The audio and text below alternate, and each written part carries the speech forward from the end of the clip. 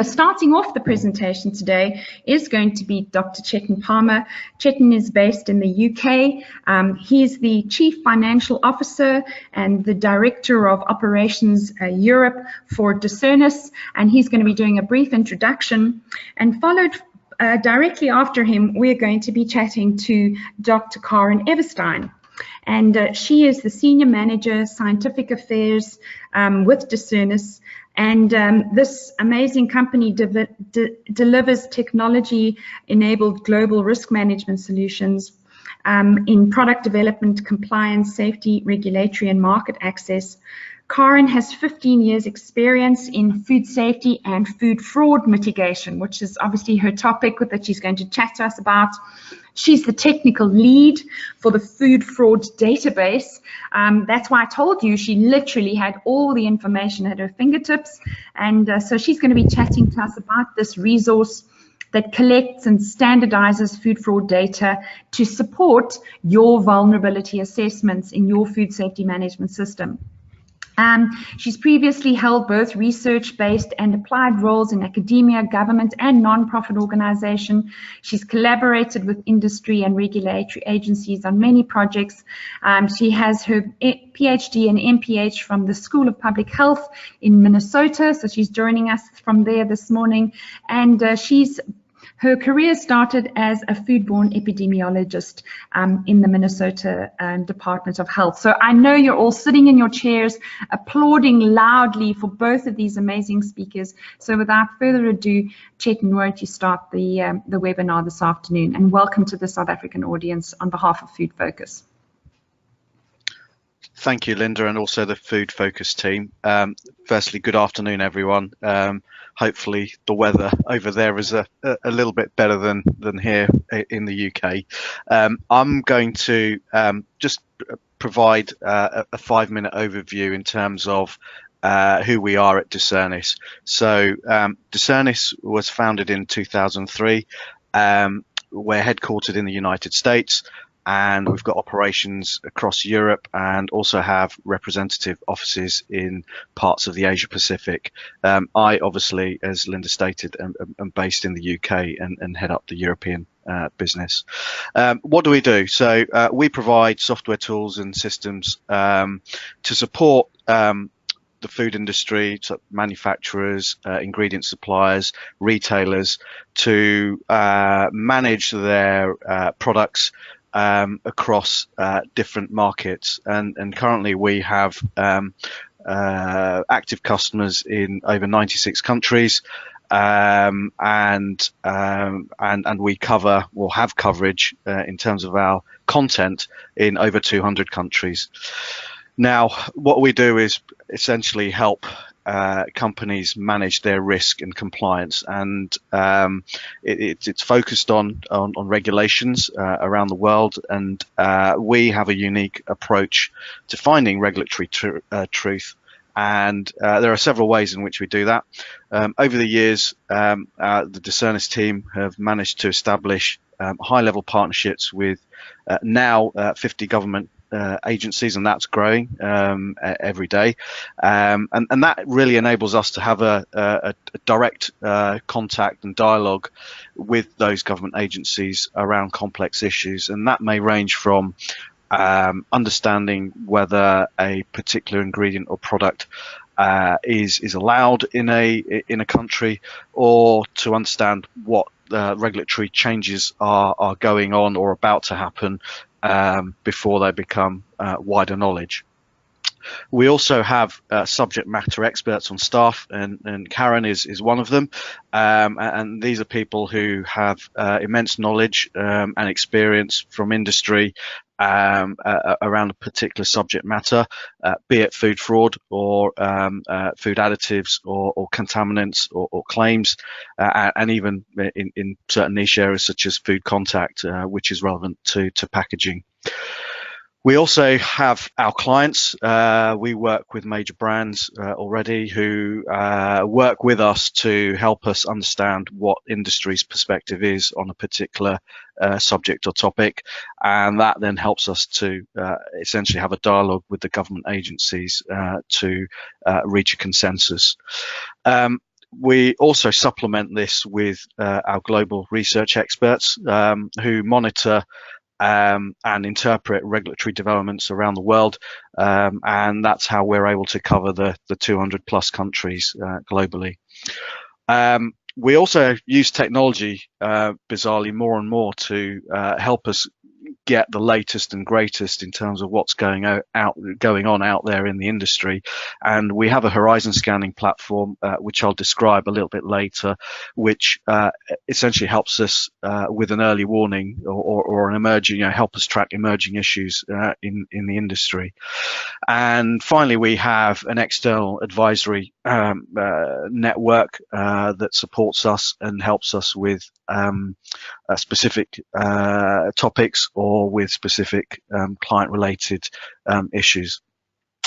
And over the years, since 2003, we've essentially compiled a 5 million term lexicon, which includes substances, commodities, regulatory terms, topics, and hazard classes, and we use that lexicon to drive a lot of our software solutions and help monitor and interpret across 40 different languages. So those synonyms, across those different terms, help us really create an intelligent way of developing and basically providing you as users to understand what's going on in a particular country or in a particular topic. So we have 5 core products, and I'll try and go this in a logical order. The first one, so second from the right, is a database solution around food fraud and vulnerability, and Karen will no doubt describe a little bit more about that during the call. We also have, and this is on the second from the left, a regulatory reference library, which now contains over 100,000 regulations covering over 200 countries. And we use our 5 million term lexicon, which I described earlier, to provide you with an intelligent search engine capability. So you're able to search for key terms across many different regulations, and the way that reference database is structured, it takes you to that specific page in the regulation. We also, for larger companies, we provide an enterprise compliance solution, which is essentially, and that's in the middle here, it's essentially helping customers answer, where can I sell my product?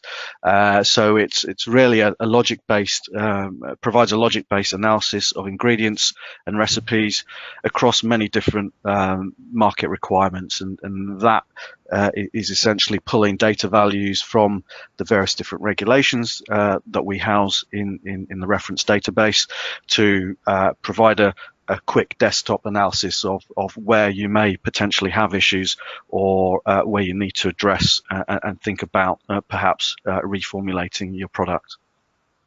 And that product plugs into different PLM solutions, ERP solutions if needed, or can be used as a standalone web-based application.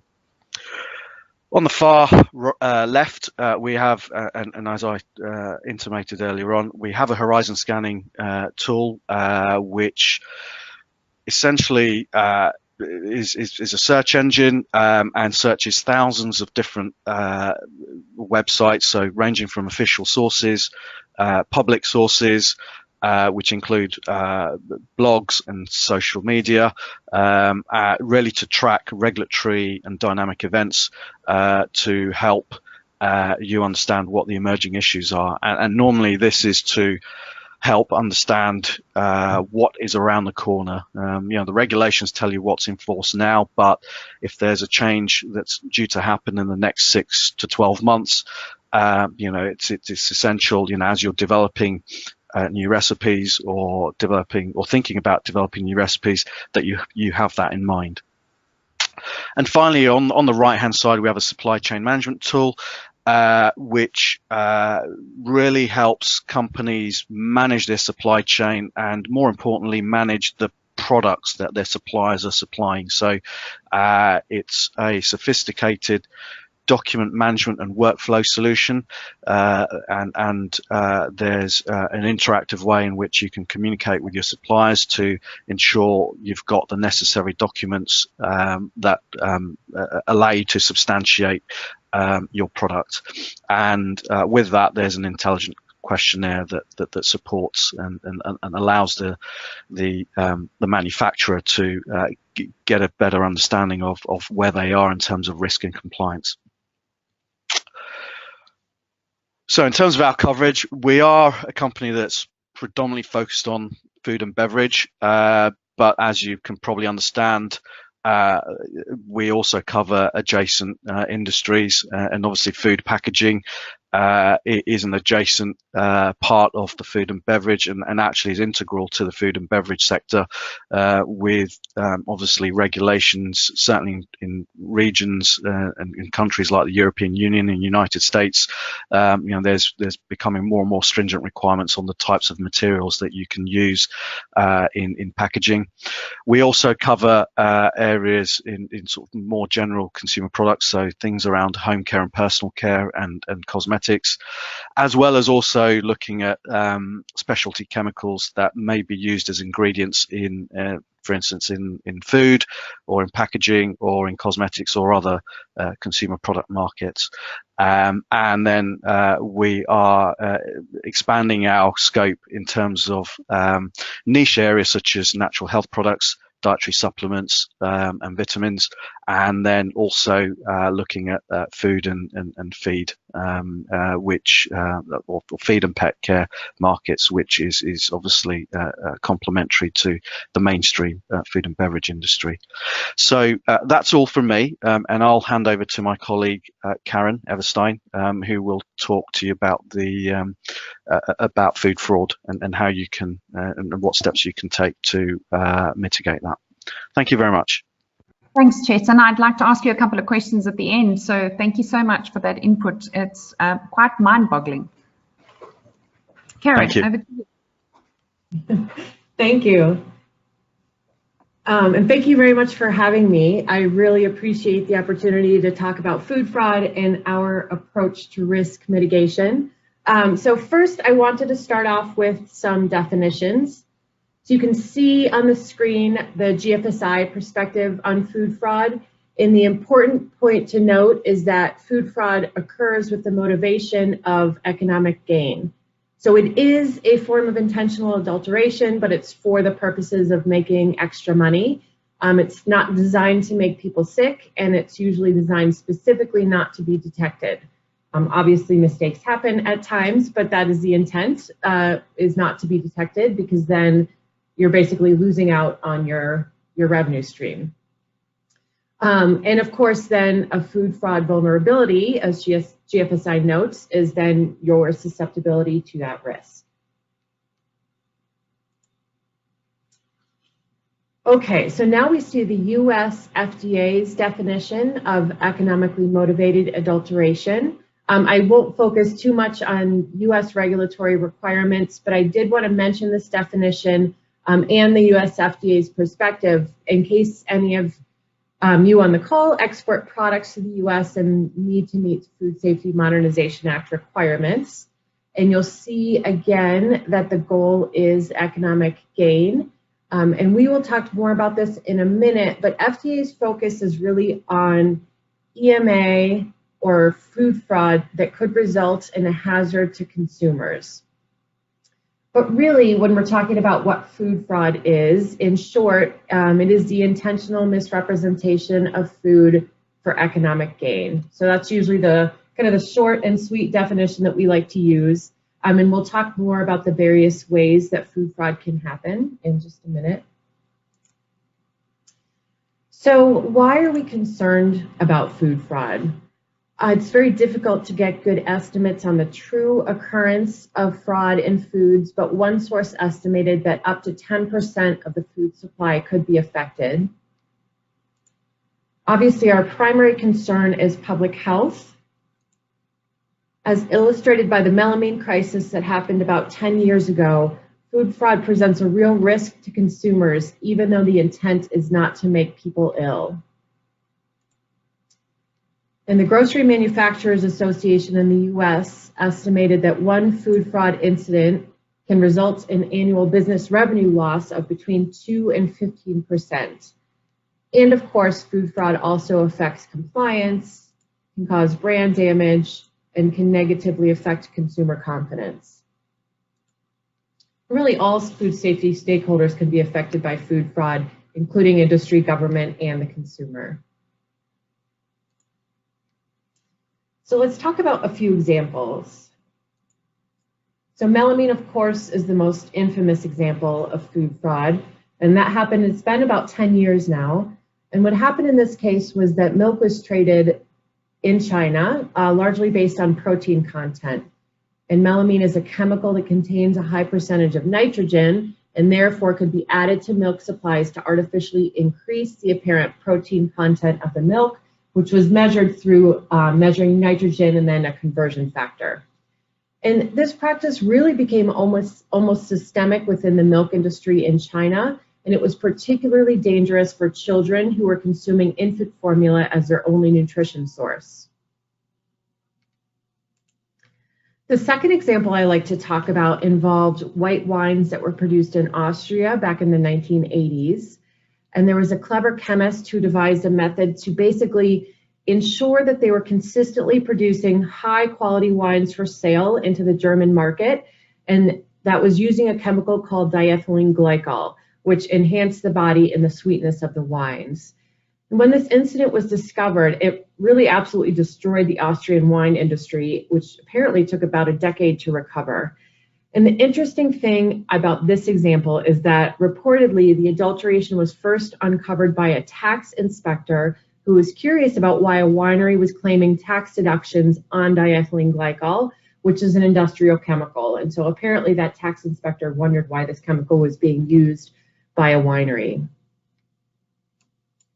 Of course, more recently, honey's been the focus of a lot of food fraud reports. It's very frequently imported, which is certainly true in both the US and in South Africa. And analytical tests to ensure its authenticity are very challenging. One of the issues is dilution with other forms of sugar syrup. And there's also a problem of misrepresentation of the geographic origin of the honey. So for example, labeling honey as locally produced when it is in fact imported. And particularly with the example of the United States, that's a problem because we've got anti-dumping duties on honey coming from China into the US. So this can really be a way to get around paying a lot of those extra taxes. Oregano is another product that's gotten a lot of attention recently.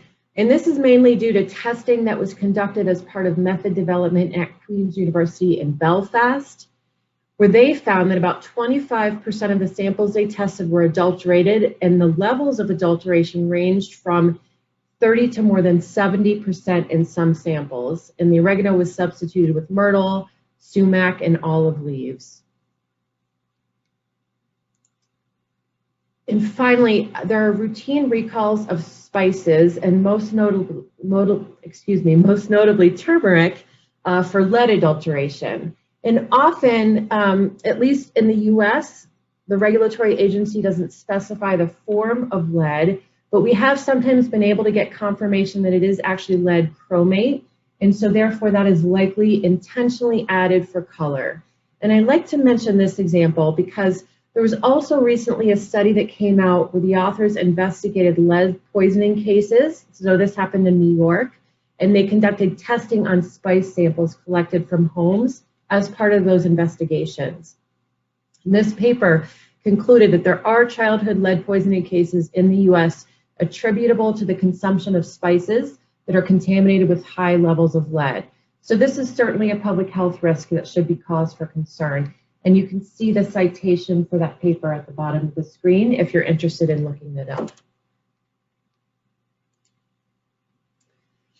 Okay, so GFSI has defined the terminology that they use for the various ways that food fraud can happen.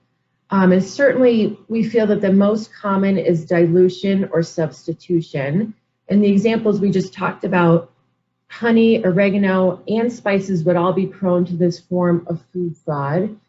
The use of a chemical substance to have an actual function in the food, so something like melamine in milk or diethylene glycol in wine, those would be forms of unapproved enhancements. And I've tried to provide the citations for a lot of these sources at the bottom of the screen, so you can certainly go back and find those if you need to. Okay, so now that we've discussed a little bit about the background of food fraud, let's talk about some recent new requirements in this area. So as I mentioned earlier, the US FDA refers to the term economically motivated adulteration and also very clearly places a focus on those adulterants that might be hazards. So FDA requires food companies to conduct a hazard analysis, which should include a consideration of those hazards that might be introduced for economic gain. They also make the point that they think implementation of actually putting in place new controls related to EMA or to food fraud will be rare. But again, of course, this is relevant to you if you might be exporting to the US. GFSI, on the other hand, has taken a more broad approach to food fraud, and that includes a vulnerability assessment for all forms of food fraud and documentation of your plan to mitigate those risks.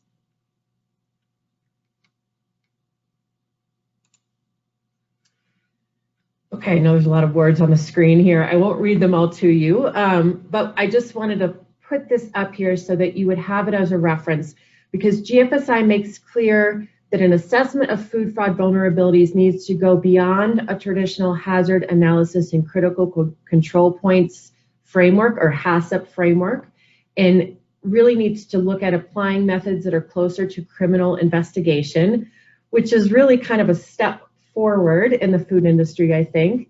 But they also acknowledge that food fraud mitigation is in its early stages and is still evolving. And so this is good news, as many companies are really just starting to look at this for the first time.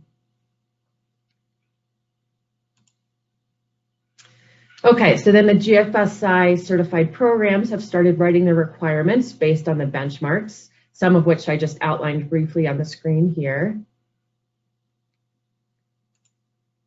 So we'll look specifically at FSSC 22000. So if you look at this, they require that you identify potential vulnerabilities, develop control measures, and prioritize those measures against the vulnerabilities. So you can see the language is still fairly general here in terms of what the requirements are. And then they go on to say, so this is from this guidance document on food fraud mitigation. And this is what they recommend in terms of an implementation plan. And you can see that the recommendations are still fairly high level and not very prescriptive. And one of the main points is that whatever your assessment and management plan are, they need to be documented. Okay, and then in the same guidance document, FSSC 22000 suggests that these 7 factors be considered in a vulnerability assessment. So there's a number of different sources. I'll mention some of them later on vulnerability assessments, but you will start to see themes across most of these. And so again, these certified programs and even some of the outside tools and resources about conducting a vulnerability assessment, nobody has been very prescriptive yet, but there really are themes that kind of go across all of them. So many of the factors that are shown on the screen right now will be specific to your supply chain. So your relationship with your supplier, the certification measures you have in place, and the complexity of the supply chain for your raw materials, for example.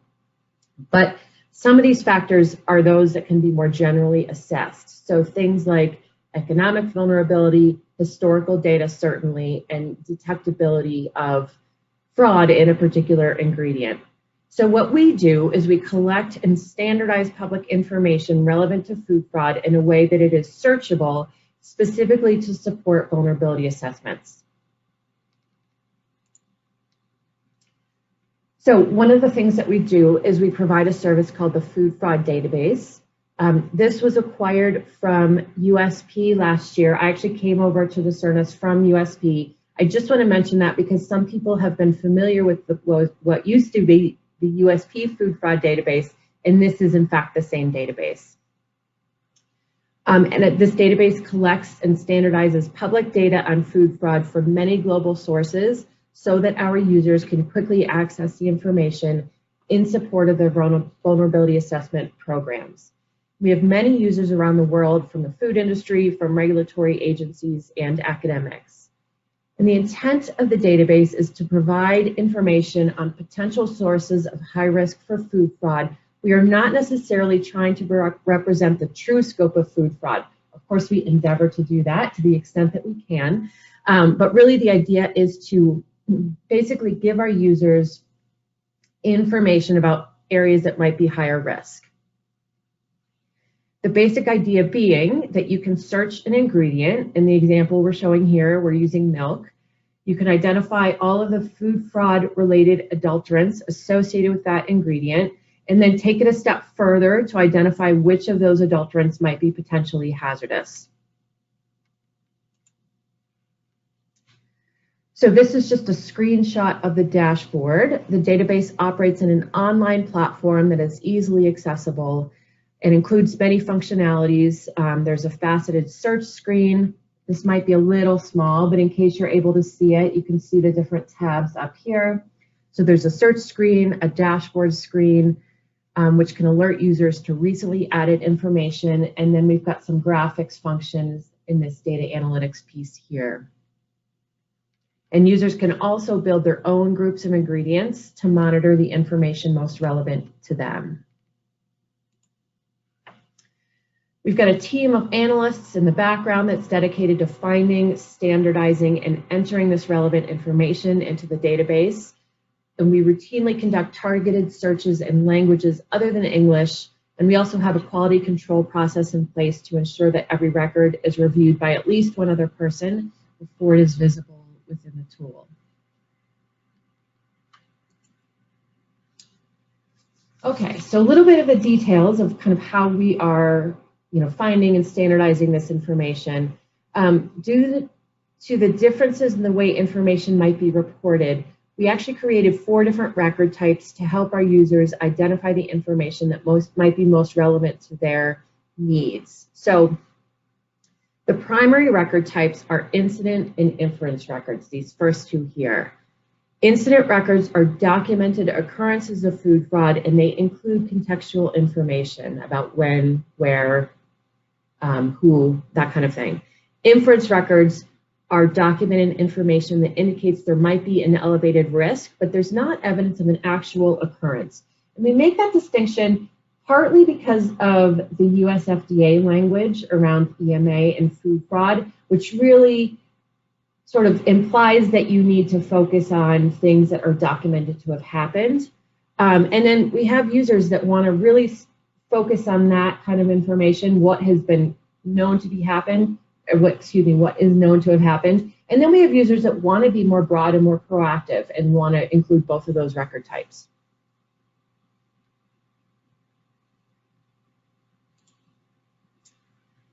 Okay, so a little bit about our data sources. We source public data from around the world, and this includes media reports, government websites, recalls, the scientific literature, legal documents, and other sources for sure. I'll show a few examples of these data sources here. So this is a media report related to fraud in grated Parmesan cheese that was reported in the US. I know the title is about listeria, but if you go on to read the article, it was actually detailing also the fraud issues that happen. So a report like this would be added, and certainly in this case, this was kind of a large investigation, so we would add corroborating sources. And this would be added as an incident record since there is that contextual information about what happened, when and where and by whom. Now this is a peer-reviewed published paper on authentication of agave syrup. And what we would do is we would infer from this that there may be a risk of fraud in agave syrup because someone worked on developing a methodology for detection. So we would enter this as an inference record. But you'll note that this does not mean there was an actual documented occurrence of fraud in agave syrup. So I hope it's starting to be clear, kind of that differentiation. And I didn't talk too much about this, but we would actually also enter the method detection information from this. So this is an analytical method for authenticity analysis, and so that is also a piece of information that would be searchable in our database. And the last example I'll talk about is this report that was put out by the US FDA, and basically they sampled seafood at retail, and then they summarized the results of this survey for species labeling. And so this results in a percentage out of specification, or in this case, it's really a percentage of samples that were not the species as labeled, but there is no contextual information. You just basically have the fact that they sampled and they had a percent that were maybe not labeled as they should have been. So this would be entered as a surveillance record, not as an incident record. Okay, so this gives you an idea of the structure of the database. It is a relational database, and it gives you basically as of just a couple weeks ago, an idea of the current state of the data. So we have almost 9,200 records that were standardized and sourced from more than 3,000 primary source references. And the database also includes more than 4,000 food products, or what we call food ingredients. And we have users suggest new ingredients to us all the time. Many of our users want to document that they did a search and they didn't find anything in the database. So we are more than happy to add ingredients that don't actually have records currently associated with them. And then we also create these ingredient groups. And so these are groups of related ingredients or commodities. And then, as I mentioned earlier, users can create their own ingredient groups and track their ingredients of interest over time.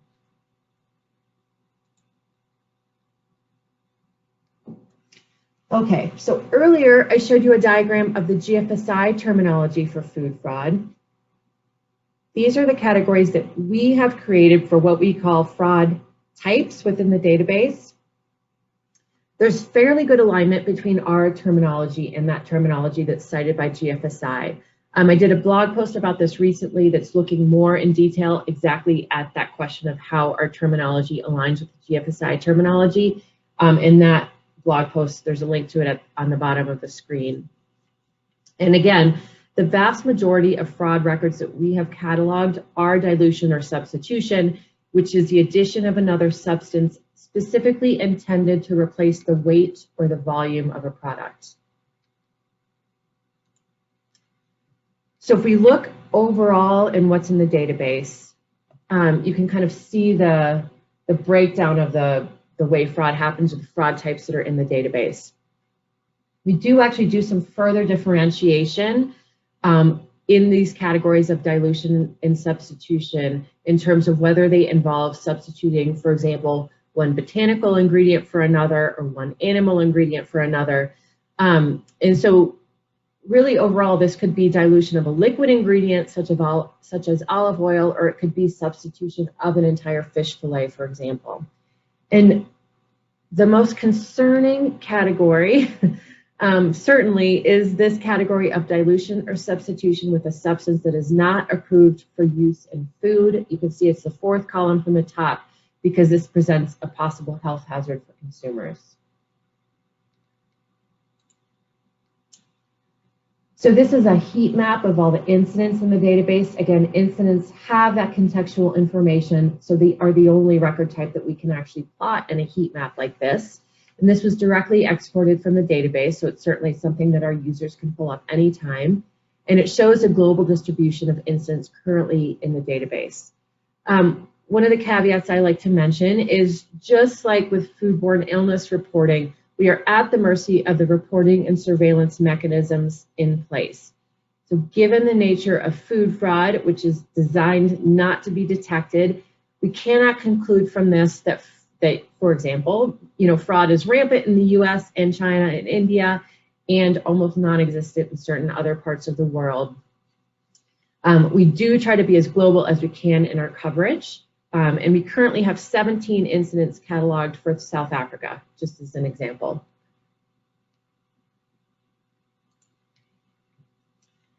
Okay, so we get asked a lot, and what are the top ingredients in the database? And so I pulled the top 10. This is the top 10 single ingredients in the database when you look at that combination of both incident and inference records. You can see that historically cow's milk has been a challenging commodity, but this is very geographically dependent. So certainly the dairy industry is highly regulated in many countries, and fraud in milk is not a problem in those countries, but in other countries it is an ongoing challenge. So geographic considerations are certainly important for evaluating vulnerability. You'll notice you do not see seafood on this list, and that's because we are looking at single ingredients. Whereas we're looking at the same data here, but what we've done is we've grouped it into those kind of commodity ingredient groups. So groups of closely related commodities. We've got actually 38 of those now. So now you see seafood showing up second from the top. And this is because seafood fraud is usually reported by species, and so you really need to group it all together to get an idea of how prevalent it is.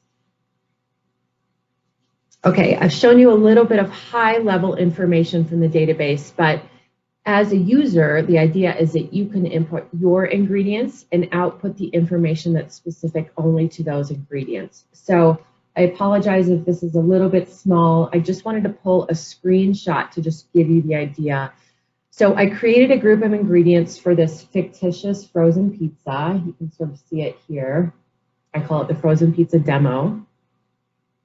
And what I've done is simultaneously search that group of ingredients together to identify, this is just one way that you can display the information, but you can really quickly see how many records are in the database and what adulterants are associated with each ingredient. So you can kind of see the list of ingredients here, and it would continue down the screen if it were not just a screenshot. And the other thing that we do is we classify which adulterants might be potentially hazardous, and there's a whole categorization scheme for this, but the basic idea is things that either aren't approved for use in food or things that are allergens as defined by Codex Alimentarius. And so those are denoted with the little orange diamond here on the side. So that's the basic idea within the database. Okay, so back to food fraud mitigation and the question of how to approach food fraud mitigation. So one way to approach things is to basically begin with kind of the universe of ingredients, whatever universe this might be, those might be things that you source or use, and then narrow down those ingredients to ones with potential vulnerability. So certainly there are companies that source a small amount of ingredients and they can just go one by one and conduct a full vulnerability assessment on each of their ingredients. But this is not maybe fully feasible for companies that have a large portfolio of ingredients. So the idea is to start kind of narrowing things down. So this could be done through some kind of a pre-screen process based on any number of factors, you know, your suppliers, the degree of vertical integration of your supply chains. We've also worked with companies that have performed a pre-screen using public data, such as that available in the food fraud database. And so what these companies have done is performed a limited assessment on a large group of ingredients to narrow the list, and then they perform a full assessment on those higher risk ingredients. And so the idea is that at the end, you wind up with just kind of the short list of ingredients that you might need to implement additional mitigation strategies for. So I just wanted to mention a couple tools that are available for doing this. So FSSC is not prescriptive with respect to what tools to use for conducting a vulnerability assessment, but they do specifically cite in that guidance document, they do cite one freely available tool, which is this SSafe/PwC food fraud tool. So this was developed by this group called SSafe, and then PwC actually put it in this online form that's accessible, and you can see the citation for it here at the bottom. And this tool takes you through a set of, I think it's about 50 questions. And the way they break it up is they look at opportunities for fraud, motivations for fraud, and then control measures. And then at the end of answering all of these questions, they give you an output of your score.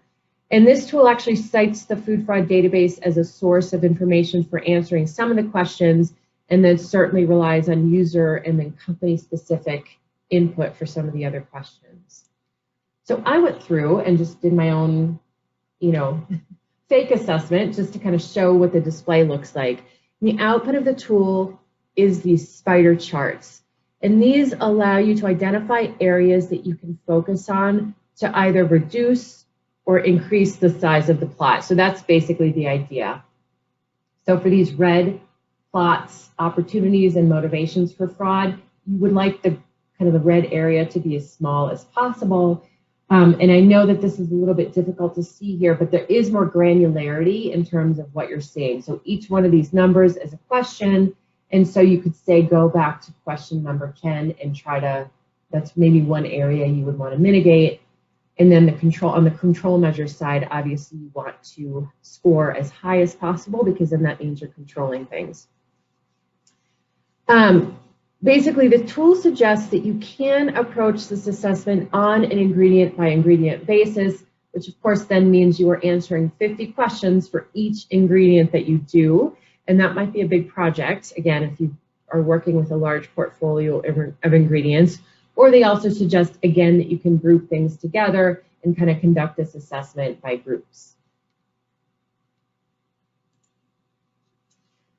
Okay, and one last resource I wanted to mention is the USP Food Fraud Mitigation Guidance. This is also freely available. You just go to this website, fill out a form, and then forget if you either download it in the moment or they might email it to you. This is not an online tool. It is a guidance document.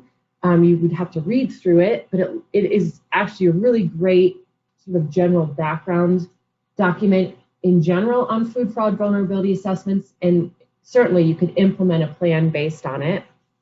And it lays out a strategy that relies on an evaluation of the 9 factors that are listed here. And you can see, again, they are very similar to those factors that were laid out in that FSSC 22,000 guidance document. There's just a lot of sort of general consensus on the factors that should be considered. The nice thing about this is that because it's just a guidance document, it leaves a lot of room for adapting the general strategy into a process that will work for your general situation. So we've worked with companies that have taken this basic framework and then created their own spreadsheets based on it, their own internal processes, and implemented those. So if that's something that you are interested in doing, this might be a good route to go. Okay, so in conclusion, we need to be mindful of the risks posed by fraudulent food. And the food industry is certainly now required to put in place additional measures to evaluate, document, and then possibly implement additional controls to prevent food fraud. Industry-wide agreement and alignment is still in somewhat early stages, at least as it relates to the real details of how you do this. But there are tools available now to assist in this process of meeting the new requirements. We spend a lot of time and effort collecting and standardizing relevant data that we feel is one valuable source of information to inform your risk assessment. And then finally, unlike food safety controls or HACCP, food fraud controls will often be supply chain controls, since the idea is you don't need to control the contamination happening in your facility. You really want to prevent a fraudulent raw material from entering your facility in the first place. And I thank you so much for your time. Here are some links on the screen. If you want to reach out to us for additional information anytime, please don't hesitate. We're happy to talk to you. Wow, Karen, that was just so jam-packed full of great, information. So great to hear your interpretation of some of those requirements. And then, thank you so much for providing our listeners with so many links to so many useful tools that can even assist further. Karen, I've got a couple of questions, if you don't mind, from some of the people that have been sitting in on the webinar. For those of you that may have questions that haven't sent them through yet, please feel free to do so now, because we still do have a few more minutes. If you have to leave us, don't stress. We always do a follow-up article taking all the questions that we do receive during the webinar.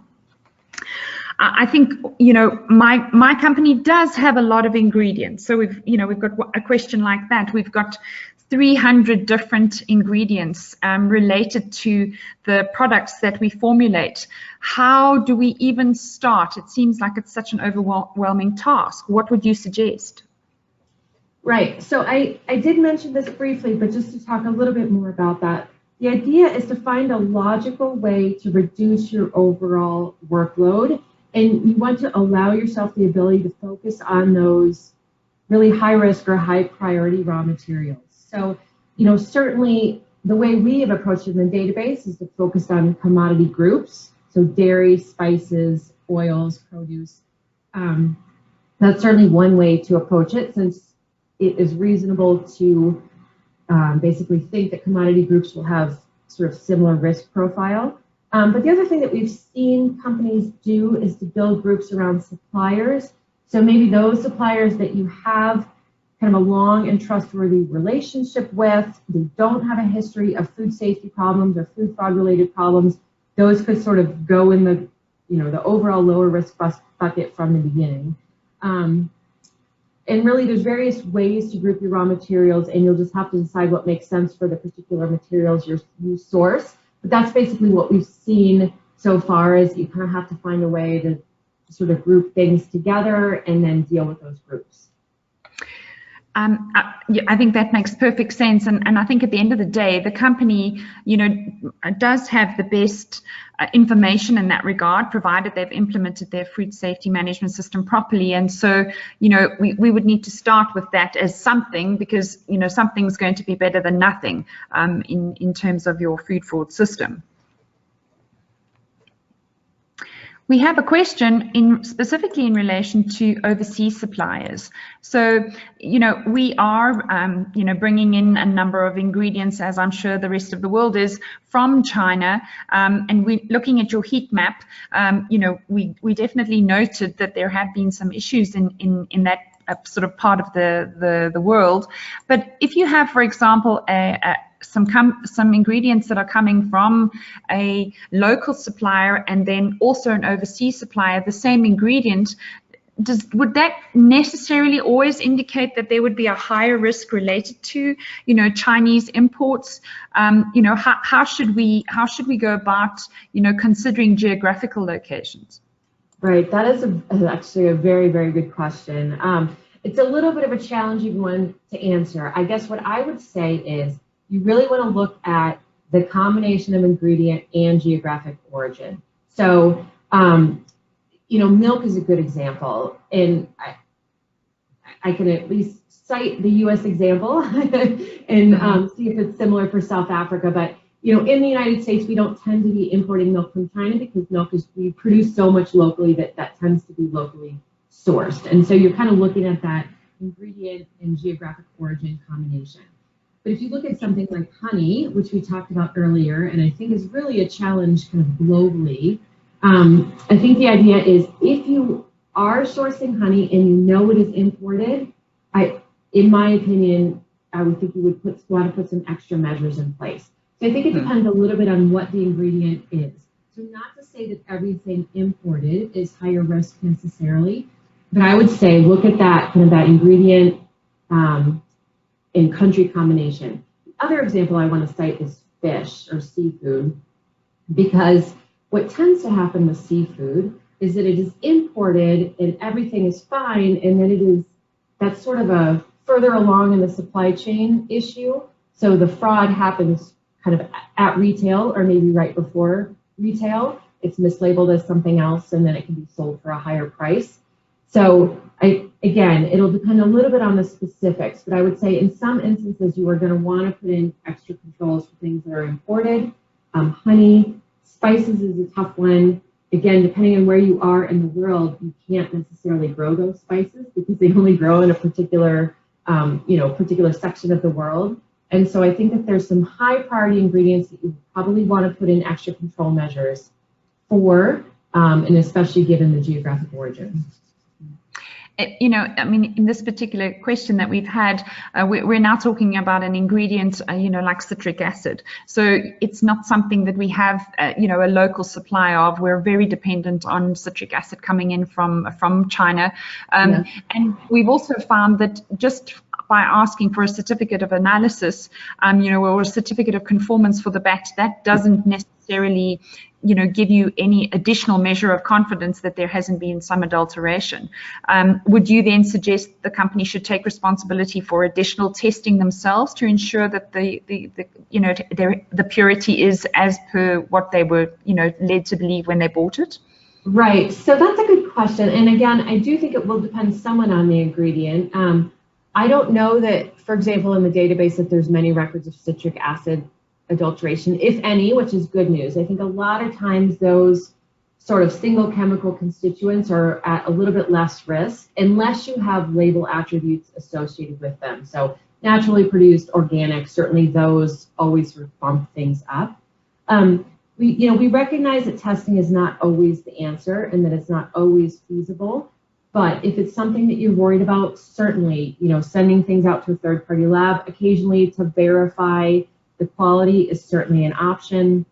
I think the other thing is, if you're kind of working with the same supplier over time, maybe that's something you can implement in the beginning and then pull back from that a little bit once you have that kind of established, trustworthy relationship. Yeah, so once you've got a positive trend, then at least you have some sort of basis. So it may require something additional, additional in the beginning. Okay. Somebody's questioning the number of cases that you mentioned in South Africa relating to food fraud. You mentioned 17 cases in the database. When did you start, tracking what was happening on the bottom end of the African continent? Good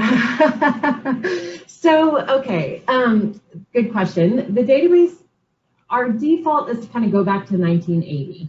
And actually, right now, we really focus mostly on, I'd say, the past 10 years. It can be hard for us at times to we do as many searches as we can. Actually, one of our analysts is from Ghana, and we really try to have good coverage. Incidents are tough. People are usually surprised at the kind of relatively low number of incidents overall in the database and for any given country. Not just South Africa. Because it is a documented occurrence, it has to be documented publicly, and then there has to be at least enough information to enter a record. They're really harder to find, I think, than you would think, and harder to document. So we're tracking South Africa as well as we can, but I would also say, there's contact information on the screen. If we are missing information, let us know anytime, and we're more than happy to add it. Absolutely, and I think that would be ideal. This kind of information helps all of us, and so the more sharing of information there is in this regard, I think the better it would be. What are some of the lessons that your clients have learned in this process? Yeah, so we've worked with quite a few companies that have put in place strong controls or really tried to become vertically integrated in their main raw materials of interest. So, for example, a candy company is going to really focus on their cocoa sourcing, or a company known for a particular fruit juice is going to really focus on that. So I'll cite one by name, which is McCormick, the spice company, because they speak so publicly about their tight control of their supply chain for the spices that they source.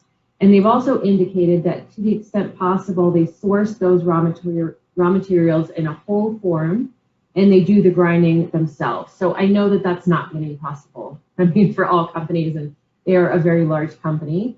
But really, there's, kind of be this judgment call that's going to have to be made and decisions taken so that you are obviously reducing your brand risk, which you want to do, and then reducing the potential health risk to your consumers. So it's kind of that balance of, okay, what would be the highest risk to our brand? We probably want to focus some of our strategies there. What might be a health risk? Obviously, you want to focus some of your strategies there. You cannot tests at every point in the supply chain.